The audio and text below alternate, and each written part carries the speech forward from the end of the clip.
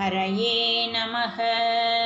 कुचेलनामा भवतः सतीत्यतां गतः स सान्दीपनिमन्दिरे द्विजः। त्वदेकरागेण धनाधिनिस्पृहो दिनानि निन्ये प्रशमी गृहाश्रमी। समानशीलापि तदीयवल्लभा तथैव नोचित्तजयं समेयुषी। कदाचिदूचे बत वृत्तिलब्धये रमापति किं न सखा निषेव्यते। इतीरितोऽयं प्रियया क्षुधार्तया जुगुप्समानोऽपि धने मदावहे। तदा त्वदालोकनकौतुकाद्ययो वहन् पटान्ते पृथुकानुपायनं। गतोऽयमाश्चर्यमयीं भवत्पुरीं गृहेषु शैव्या भवनं समेयिवान्।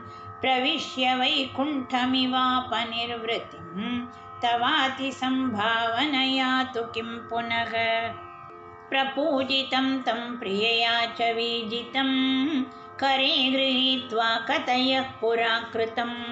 यदिन्धनार्थं गुरुदारचोदितैः अपर्तुवर्षं तदमर्षिकानने। त्रपाजुषोऽस्मात् पृथुकं बलादथ प्रगृह्य मुष्टौ सकृदाशिते त्वया। कृतं नन्वियतेति सम्भ्रमात् रमा किलोपेत्य करं रुरोधते। भक्तेषु भक्तेन समानितस्त्वया पुरीं वसन्नेकनिशां महासुखं। बतापरे द्युर्द्रविणं विना ययौ विचित्ररूपस्तव खल्वनुग्रहः।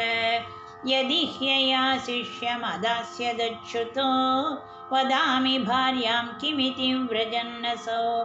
त्वदुक्तिलीलास्मितमघ्नदिः पुनः क्रमादपश्यन्मणिदीप्रमालयम्।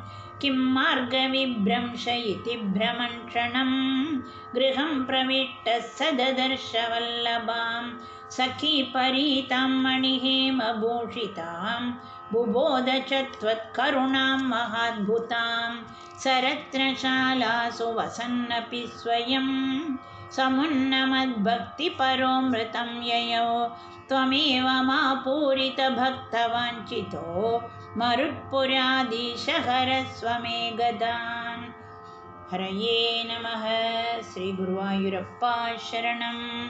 श्रीकृष्ण परमात्मने नमः।